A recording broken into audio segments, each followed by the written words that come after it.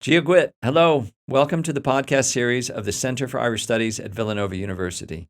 My name is Joseph Lennon, Emily C. Riley, Director of the Center. And I'm Jennifer Joyce, Assistant Director and Curator of this series. We appreciate the support from our many donors, especially a generous grant from the Connolly Foundation. Irish Studies at Villanova has existed for 40 years, and in that time, both Ireland and the Irish diaspora have changed enormously. This podcast series will reflect on these changes through the 9 different academic disciplines that are taught through Villanova's Center for Irish Studies. Our faculty and students will engage in discussions with distinguished thinkers, artists, writers, academics, political leaders, and other campus visitors.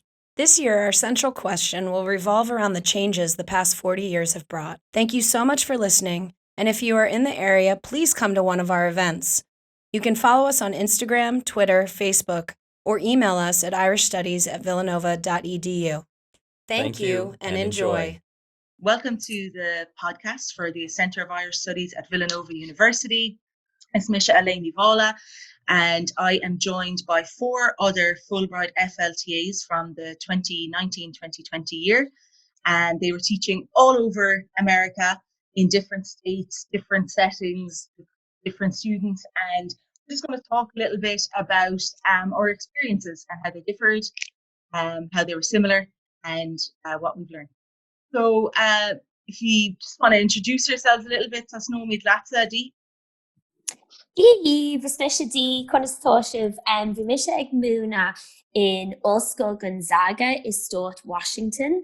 So I was the first FLTA to go to Gonzaga University. So that was interesting it was the first time actually Irish was being taught in that university and in the area too. So it was great to actually kind of get involved with that community, and I was able to, I had 9 students in my class for the year, so I managed to keep them for the year, which was great. And then I did some teaching then with people in the community as well, some night classes. So that was really nice to just get that, just get those people in and get to know them and then open up the world of Gaeilge. Exactly. Ellen? Dave, it's Misha Ellen. Vime Muni at Missoula, Montana, again, also Montana. So my name is Ellen. I was teaching Irish at the University of Montana in Missoula, Montana for the year.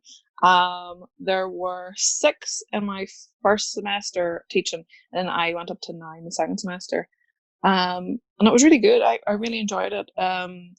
Missoula and Montana is like famous for being full of Irish people, literally. Like everybody is from Cork, or everybody has a link to Cork.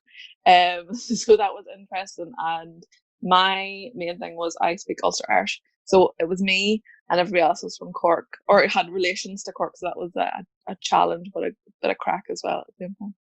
You do well in Philadelphia, Ellen, because they're all from Donegal over here. A lot of people Lethal. Ulster Irish, so I was the opposite. Because like my lecturer he was from Cork, or well, my boss was from Cork, and then the other Fulbright was from Cork. So that was interesting, but I think they wanted a bit of diversity in the language. Yes. That's where I was brought in. But and then my lecturer my boss had a whole thing that he hated people from. I'm from Tyrone, and he hated people from Tyrone because he'd spent so much time in New York and Philadelphia, and it was just inundated with people from Tyrone. So there you go. You should bring this. Untaker fad from August Iseult. Dave, is Misha Iseult agus Vís Hennig ag Múna in the Gaeilge in Osco Stott, Idaho, in Pocatello, Idaho. Great potatoes.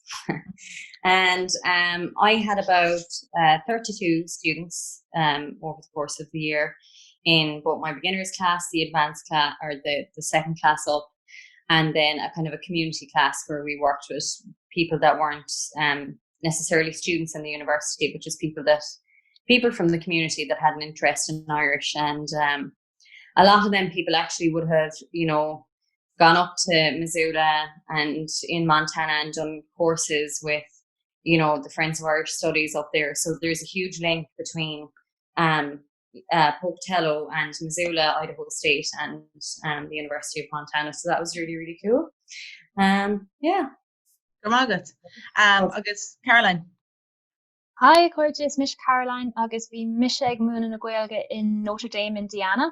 And so of course there's a big Irish community there, and there's already a well-established Irish department. So they have already and have had for years Irish language classes, as well as an Irish studies department, and of course lots of Irish sports on campus. So that was really fun. There were about 40 students in total learning the Irish language, and I just taught the beginners. So it was really nice to see their perspective and kind of introduce them to the Irish culture as well. Okay, unta gur fad. Agus dom féin bhí méid múna I Villanova and Líana, so I had about 20 students all beginning with the language. They were spread over 2 separate classes, and I had them for the full year. They kept it going for both semesters. There's a big Irish community, not only in Philadelphia, but in Villanova as well. There's the Center for Irish Studies there, which is the oldest one in the United States. It's celebrating 40 years. I think it's about a week older than the Boston College Center for Irish Studies. They often debate it, but I think Villanova just edges it. So, Alene, just thinking about your classes, did anything strike you about the learners that you had in front of you? They were obviously Americans learning the language. Like, where was their motivation coming from, do you think? Was it just wanting to learn a new language? Was it tied to their heritage? And do you want to speak to that? Can I speak? Oh, sorry, Caroline. There we go, Caroline. One thing that struck me was a lot of people were heritage learners. At the start of every semester, I would ask people why they were learning the language and why they want to. A couple of people wanted to out of curiosity, but most of them were heritage learners. But this heritage was going back maybe 100 years or so from when people were first coming over from Ireland to Montana to work. A lot of people went down the mines in Montana from Ireland. It's a big thing in Montana. So a lot of them had direct links to Ireland, but had never spoken the language, didn't really know a lot about the language. So everything that I was telling them was new to them about the language, and they didn't realize how different it was, and then how interesting it could be as a subject. And then over time, I think their pride in the language grew, and the pride in their culture and heritage grew, which it was really good to see. Yeah, I think that's it. Really, that's all I can think of at the minute. Caroline, were you going to say something as well? Yeah, so I had about half learners who knew nothing about the Irish language and half learners who had travelled to Ireland to see family. And I found that they picked it up very quickly, even though similar to Ellen, a lot of them were surprised at first with how different it was to the other languages that they had known. But I found it interesting that they picked it up so quickly, and myself and the Irish department were talking about how different it is for learners in Ireland who know a lot of the history, and of course perspectives are changing about the Irish language, and it's getting more positive and more well known year by year. So we were talking about the different baggage that people have with knowing the history of the Irish language in Ireland, whereas Americans are often starting just fresh. Yeah, that's the great point. That there is so much kind of negativity surrounding the language throughout history that's just not really an issue. Did you find that as well, Iseult? Yeah, it's kind of interesting too, like picking up on, a couple of points that Ellen and Caroline just said there, that, you'd be doing certain aspects of the language or certain rules, as we all know, Irish has a lot of rules, but you'd be teaching them, and there's no, I felt that the students that I taught just kind of took that on board as just being an aspect of it. You know what I mean? It wasn't an issue. They were very open. I had a lot of students as well that were able to draw from experience of learning other languages. Yeah. I had a girl in my class. She was brilliant. She was learning Korean, and what else was she doing as well? I can't remember. Sorry, no, you can cut that bit out. But so I had a girl in my class, and she was learning Korean, and she was able to take a comparison to some of the sounds that we would make in Irish and compare it to to the sounds that they make in Korean, which is really cool. And just something that Ellen said as well that was interesting about Pocatello as well. Before Fulbright, I suppose I hadn't even heard of Pocatello. I actually had to Google it, before I was sent there. But I never knew the link with Montana or Idaho, with the amount of, we always hear about Irish people going to Boston, going to New York and Chicago and, all the other places. But I never knew that a lot of Irish people went out to Montana and Idaho and were working in mines. So that was like a really interesting, I suppose, bit of information to learn about, our own people that went over to the States and things like that. Me too on Kids Moontor Gwela. in Gonzaga. You were the first ever Irish teacher in Gonzaga. How did you kind of, get people excited about the language? And that must have been a challenge to get it off the ground. Yeah, so I think, it was great to be the first person there, but also I suppose it was nice to have all of you guys and to be able to have people who were in really well-established programs just to get some ideas. And I have to say, I didn't have to kind of entice anyone to come. Like, they had announced it in the newspaper in June of last year or May of last year. So like what all the other girls are saying too, out of the 9 students, there was one who told me she was taking the class because of a famous YouTuber from Ireland that I've never heard of and still don't know his name. But she was the only person who didn't have a link to Ireland. And the rest of the people were just, so passionate about it. And most of them had visited Ireland, and actually 4 out of the class are coming to UL in September. So I really, really hope, fingers crossed, that they will be able to come, because they actually, I think the difference between adults, and I'm a primary school teacher, so I'm used to teaching, like kids learning from scratch. But I think the difference with an adult is that they're in that class because they want to be there. And the passion, and so many of these people, like one girl, she said she used to ring her granny every couple of weeks and tell her the stuff she'd learned. And I just think it was great. But something that stood out to me was, you can be a fluent speaker but not necessarily know why things happen or know rules. I wouldn't know linguistics very well. I know, Ellen, you're good at that, but I'm not. And so questions that people would ask me, I'd be like, oh my gosh, I have actually no idea. Someone asked me one day, Deirdre, why do we say a hain, a doe, a tree, a caher? What's the a for? And I was like, gosh, I've never thought of that. I will find out and let you know. I think that, go on. No, that's the same thing. I used to love that, and I love teaching adults. I went straight from university to Fulbright, so I never had any experience teaching other than part-time, and that was usually university students. But it's so nice and refreshing, I think, to go into a classroom and be like, everybody's here because I want to be here. And people can ask you questions and you might not know the answer, and you can go, I don't know, but I'll look it up for you tonight. I'll figure it out. I'll discuss it with some people and then come back to you about it. And like Dee said, I think it's great, and it makes you look at the language in a different way than you would normally. And the same thing happened with the numbers. My class, it's not that they hated the numbers, but there's so many weird differences, and there's 3 different kinds of number, and I was like, but I think if you make it relevant to them, I think it's good. So I always said the ones with a he and a daw tree, I was like, those are the ones you need if you're in a bar in Ireland and you want to give somebody your number, you're in the Guild Talk. And I was like, those are the ones you want to use, and the rest of them we'll talk about them later. So that's great. And I liked how you can be a bit fun and you can be a bit more open and kind of relaxed with adult learners rather than with kids. I've never taught, I did teach high school kids when I was there too, but it was all online. Mm-hmm. But I know you have to be a bit more careful teaching people under the age of 15.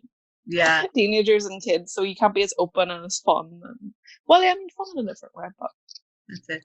So that kind of brings me on to my next question. So, an gapan sibh go bhfuil sé deacair Gaeilge Aulam lasmuid an éireann. Rudí go siúil len hivracha, a hain, a doe, a tree. We just have that on our ear from childhood, that it's a hain, a doe, a tree. We're exposed to Irish so much more in Ireland, even if we don't realise it. We have the news on the radio every hour. So what are the kind of real difficulties that Irish language learners face learning the language outside of Ireland? I think pronunciation can be, quite hard. And, you're right with saying, I'm a secondary school teacher in Ireland. So by the time, all of you guys have taught them and they end up with me, they're fairly confident with reading a hain, a doe, a tree. And you can give students a word and they'll generally they'll be able to make it out because they'll have that foundation in learning. So I suppose it's teaching that foundation, which, is a challenge, but it also, I think, opens up your eyes as a language teacher. I found that I used kind of 2 curriculums. I used the TEG curriculum and I also used the Gael Culture curriculum. And, it was good to kind of draw from both and understanding things like the broad and slender consonants and actually teaching that. And you then realize things yourself that you're actually saying it, following the rules, but I never knew that I was actually following any rules, till I started teaching it, I suppose, which was an interesting aspect, because even when I studied Irish in college, and I know a couple of the other girls did as well, but I don't, maybe they did, maybe I wasn't listening that day, but I don't remember a huge lesson on broad and slender consonants, when I was in college. It was just a given that we know this, and we pronounce it the way it is. So I think that was a really interesting aspect, and it was probably challenging, but it was challenging, but I feel like we all kind of managed it, with the training we got from Fulbright and from various sources as well. Great. Caroline, what do you think about that? Just the Americans you came across, what challenges did they face that they probably wouldn't have if they were trying to learn in Ireland? Yeah, I'd have to agree with Iseult totally there. They had no problem with a lot of the grammar rules and their vocabulary, but it was definitely the pronunciation. Even people in Ireland who say they have no Irish and they have never studied it, they have it from ear, like you said yourself, from hearing it on the TV and from reading it on the signposts. So definitely for American students, that's something that they need to put extra focus on. And I also found it really entertaining, the habitual present tense, the being versus the tá. And I do be going to the shops every day rather than I am going. And that was really fun to teach. And it was something that we had to keep coming back to, because even that Hiberno English of I do be going, he didn't know what I meant. So extra explanation that you would never have to do in Ireland. Yeah, excellent. So just thinking now about the Irish communities that were in your university, in your town, in your state, did you have any interaction with some organizations there? Dee? Yeah, so I didn't know much about the Irish community. My supervisor is a fluent Irish speaker, and he's raising his family through Irish in Spokane. But other than him, I had to really search to try and find these people, and they were there. But so there was the Limerick Sister Society. So Spokane is twinned with Limerick. So I found an event that they were doing, that they had invited Alene O'Connor over. So actually on my first week, I got to meet him, but I also got to meet some of these people in the community as well. And then there was the Friendly Sons of St. Patrick as well.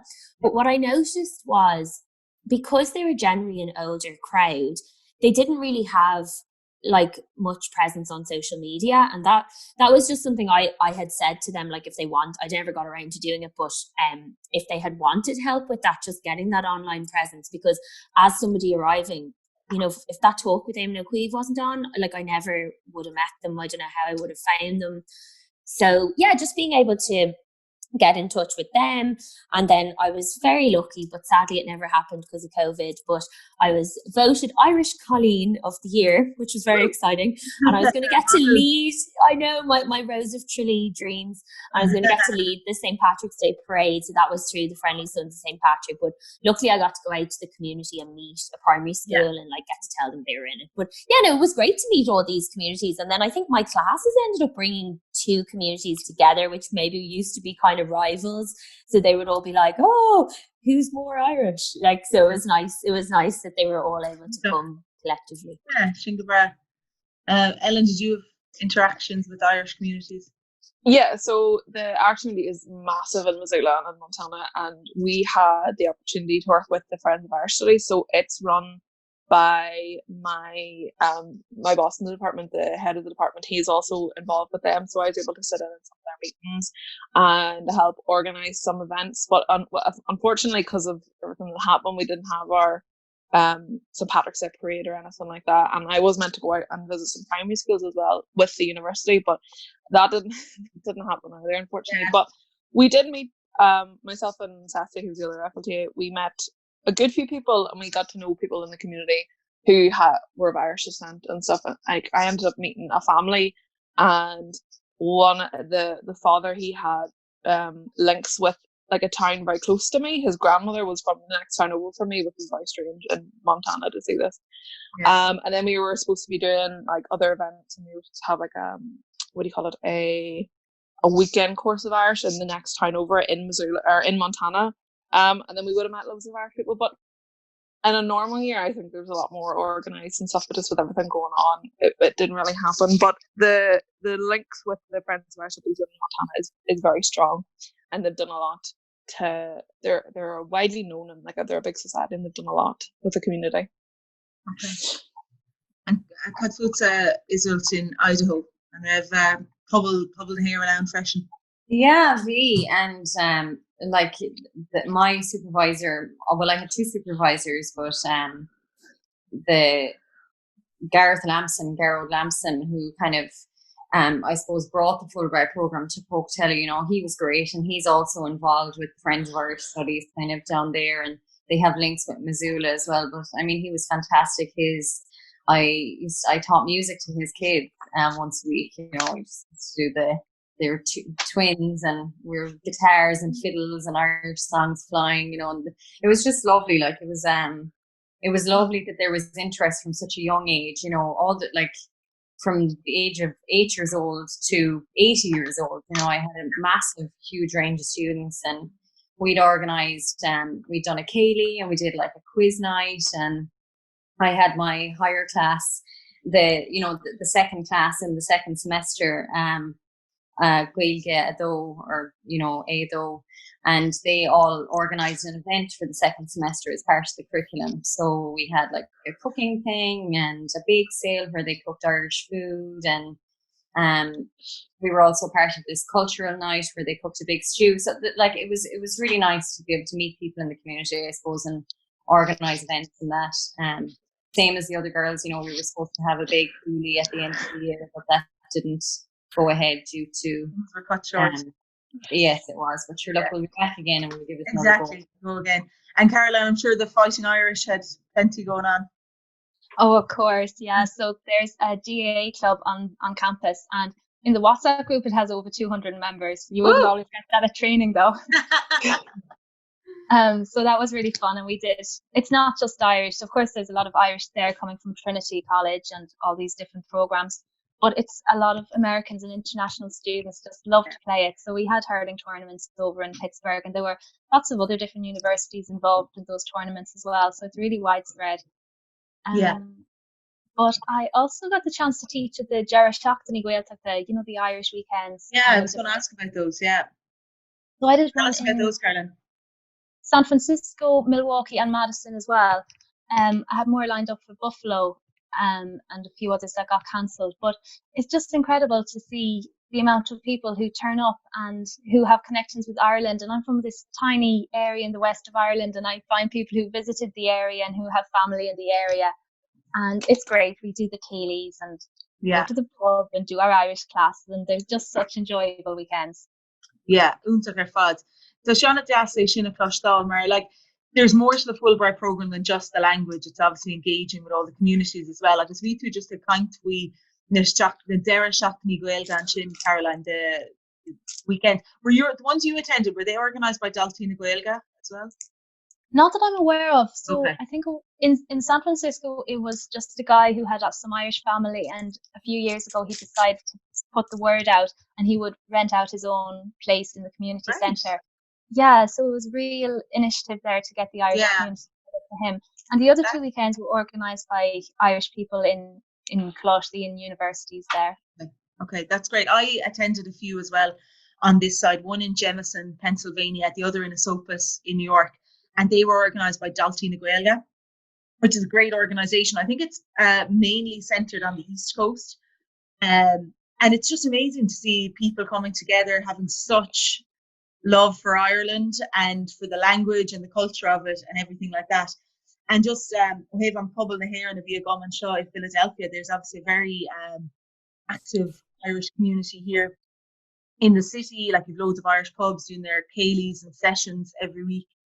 And then Villanova, we had some events. I had a tin whistle workshop, which went down very well. A few of them were quite taken by it, and they were like sending me little videos of them playing their tin whistle at home and all this kind of thing. So that was great. So there's so much going on. So it's for people who do have an interest in Irish, in the culture, reach out to these organizations and see what's on in your area. So towards the end of the chat now, girls, I just wanted to ask you, like, an bhfuil córla a bhuiil haidini atá ag iarraidh Gaeilge a Amhlaidh. They're wanting to start out on learning Irish. What advice do you have? Would you be saying jump straight into a course, maybe try an app for a few weeks? What do you think, Iseult? Where should they begin? I think the apps are, they're a great idea, and they're certainly beneficial. Duolingo, we all heard about Duolingo, and it's a great resource. But I have to say, I think nothing beats being, in a classroom with a teacher. I think Fulbright is really incredible in that it brings people over from Ireland. You get an opportunity to meet somebody from Ireland, or meet somebody with Irish that knows a great deal about, Irish culture and, the language, and they have experience learning the language from school and college and whatever. So I think that the classroom experience is invaluable. I would say to try and reach out to the groups in your community, see what's going on. If there isn't one in your community, maybe you could start one up. All these things start from somewhere, and it just takes one person, to do them kind of things and bring Irish to community. So yeah, excellent. Anybody else? I agree with Iseult about this idea of being able to just be in a classroom and like immerse yourselves. But even to just kind of start small, like myself and Alene, actually, we went to Pop-Up Gaeltacht, which is something you've probably heard of, but it's an event that's on once a month in a pub, and people go, and it doesn't matter what level of Irish you have, and like there's this kind of no judgment attitude. So like you could be a fluent speaker, you could have 4 words, like it doesn't matter. And we went to one in Denver around Thanksgiving, and that was actually so nice. And we met some people who'd left Ireland a long time ago, then some people who'd only lived there for a while, but small things like that in kind of informal settings, and kind of not being afraid of making mistakes. And something that I found, because my class were quite young, like they were mainly freshmen and sophomores, social media is such a big thing.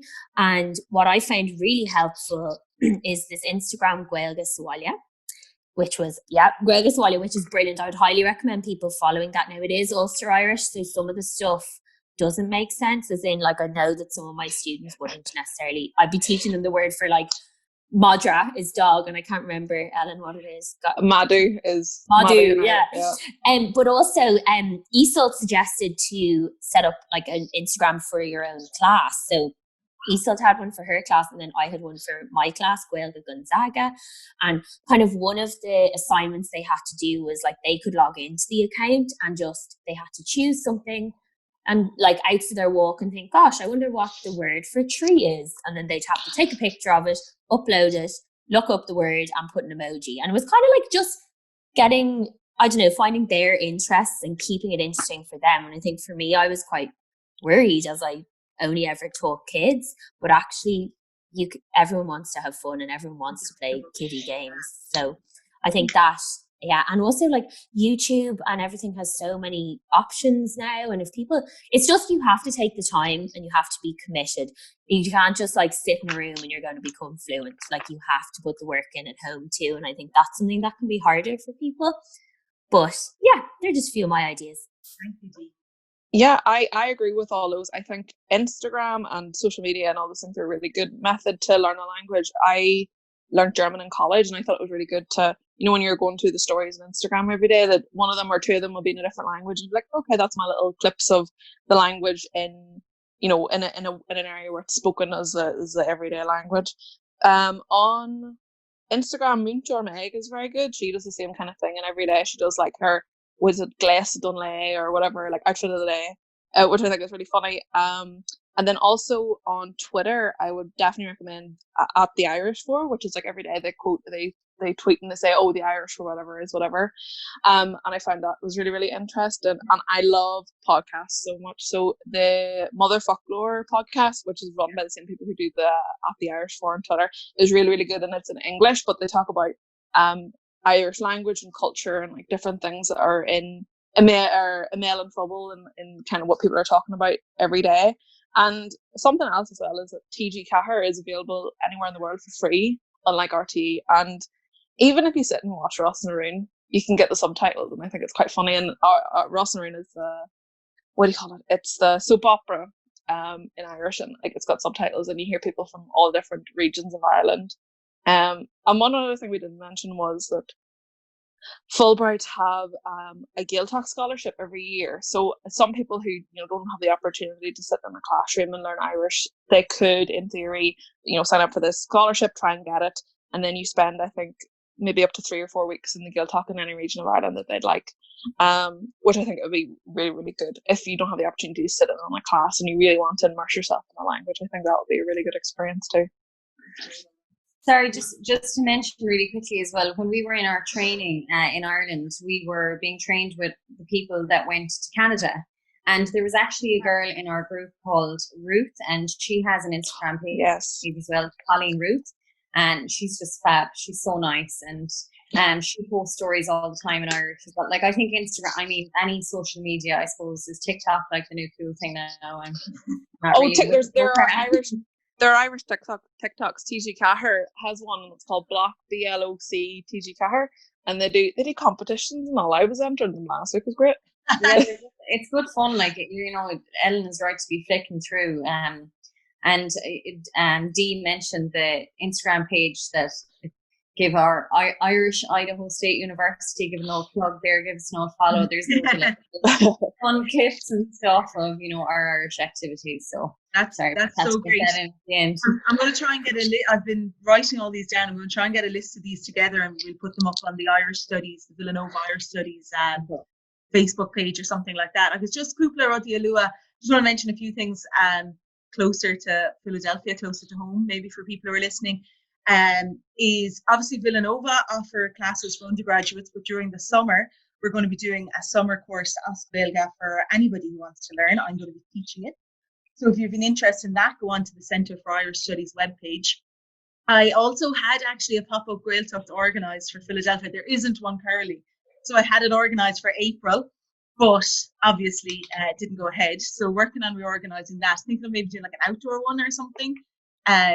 Maybe next month or something when people are happier to kind of get out a little bit more. And just in Philadelphia as well, a couple of great resources is the Irish Diaspora Centre. Emily and Nicola are there, and they're fantastic for basically all things Irish, and they can point you in the right direction to me for any kind of Irish language questions. You've the Friendly Sons of St. Patrick and also the Irish Business Chamber are all really fantastic and really active in the Philadelphia area. And just on YouTube as well, to mention Kira Nye, Misha Kira on YouTube. She is a former Fulbright FLTA at Villanova, and she did our podcast with us last week. There's fantastic suggestions there, girls, and so much available when you actually kind of put your heads together, which I think is great to have sort of a community of FLTAs, because we've been doing this all year, like sharing resources and stuff, and it's great. So last question for you then, what has been just your takeaway from this year? It doesn't have to be something Irish language related, but what's the big thing that you've learned this year? Caroline, we put the spotlight on you. Yeah, even just listening to all of you in the podcast today, it still surprises me how much interest there is about the Irish language and culture in America. It's mad. And all the people I met over there who had Irish connections, and it's really nice, and everyone was really warm and open and welcoming to me and to, I believe, all the Irish there. That was what I enjoyed the most. Dee. I know, I'm like sweet a bunch of. I kind of think I think it's all about, so like there's this cheesy quote, but there's a proverb in Africa and it's called Ubuntu, and it's like, what it means is I am because we are. And that's just a quote that stood out to me for a while. And I think this idea of the people you meet, it's all about human connection, and it's all about the people you meet, the friends you meet, even the people who aren't your friends or the difficult people. Like, I think your experiences, when you think back on all these things, yes, you did the language, you did all these things, but you're going to remember the faces of the people in your class or the people you met, or someone who hasn't been able to go home to Ireland for years and you're their link, things like that. So yeah, I think human connection. Ellen, Can we just move faster and chat? I think, like Caroline and Deirdre, I think one of the things that was so nice was how welcoming everybody was, and how interested everybody was to find out that I was from Ireland and I was teaching Irish in university, and how cool it was for them. And I'm just here like, yeah, I'm just here for the year. So I found that really nice, and there were so many people like willing to do things for you. I didn't have a car, and although there was lots of buses in Missoula, it was great for somebody to go, oh, I'll give you a lift to the store, or, oh, we're going to Butte for the weekend, do you want to come with us? And I was like, yeah, grand, I'll do whatever's happening. On a more selfish note, I would say, was the opportunity to teach in university. I've never been on the other side of a desk in such a way as I did when I was on Fulbright. And, you know, to be able to like have a good communication and good relationship with students, and like to find out about them, and like to have the crack, and also teach them about Ireland and Irish and the culture and everything to do with that, I found was really, really nice. And I think that experience will stay with me.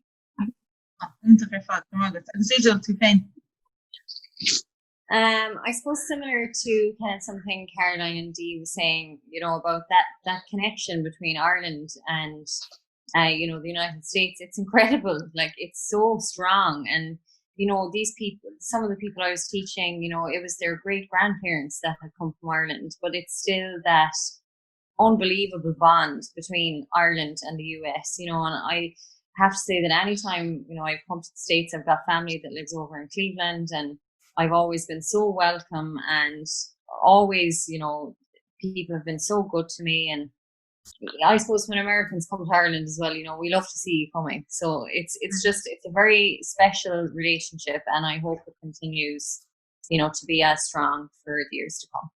Beautiful. That's a lovely thought to leave it on. Gur míle amach roimh a chalíní sinné agus slán fó.